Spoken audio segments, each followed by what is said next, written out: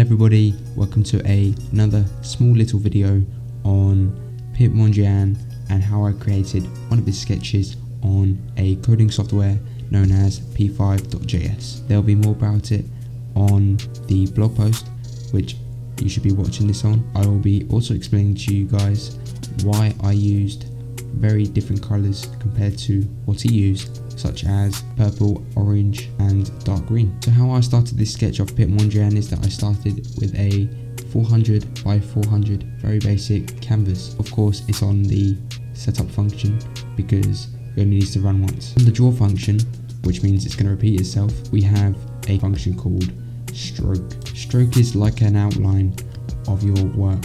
So as you can see here, we have really thick black boxes outside of the regular boxes, and you can change this and the strength of it by using stroke weight. I'll show you here. If I was to put it on stroke 1, you'll see how thin the boxes are outside of the regular shape. So if I was to do something insane like stroke 10, then it will go really thick. You can see that it's starting to engulf the regular image because it's getting so big. So I'm going to change this back to my own, which is weight of 6, and it should go back to the regular style of how I made the sketch. Here we have a function called rect. The rect function is basically the size, length times width of any shape. So if I was to change, for example, 60 to 20, one of these objects will be going. So as you can see here, this turned into a thin rectangle. So if I go back and revert it back to 60, you can see here, keeping it on this part, it will expand back out. I'm not sure if this is going to apply for every single one. I think it's just that one for some reason. If you would like to know how to change anything into a different color, most likely shapes like squares, rectangles, etc., you would have to just use the command called fill. Make sure it's above and not below. Sometimes it'll be above and still have an error. If that does happen, make sure to double check you haven't missed out any code, and try below. If it works, it'll be a miracle. I would like to show you my already done red code. You can see here, this is the red square, I presume. If you haven't done the code already, you have to fill it out yourself, and I'll show you right now. So this is how it will look like for you, just with nothing. Put the fill bracket, any color after a little hyphen.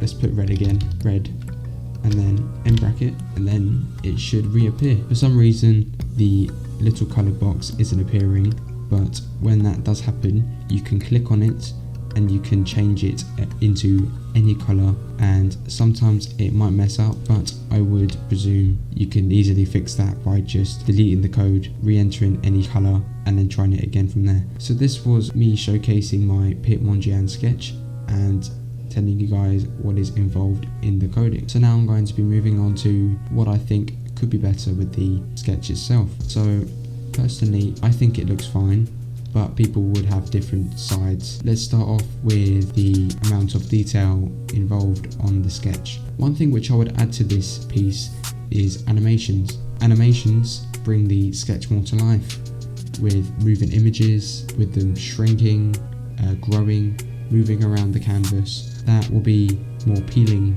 to the viewer of this piece.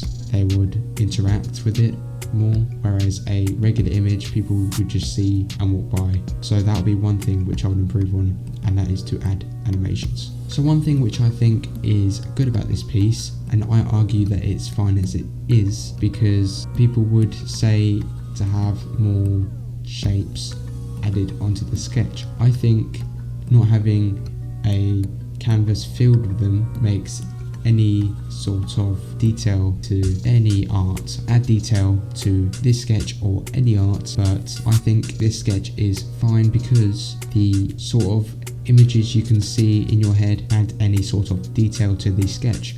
Now what I think is good about the piece is, and why I think there shouldn't be as many shapes or rectangles or anything added, is because you can see more images when you look at it. When you look at clouds in the sky, you will see different images. In this sketch, you can see anything. You can see a little river here, flowing river, a little person, you could picture anything. You can use your imagination on this sketch, and I think that is very exciting. Unlike animations, you don't really get to be so creative with it. All it is just a moving image, and you can't really change anything other than that. So that was my showcase of my P5.js Piet Mondrian sketch, and thank you for listening.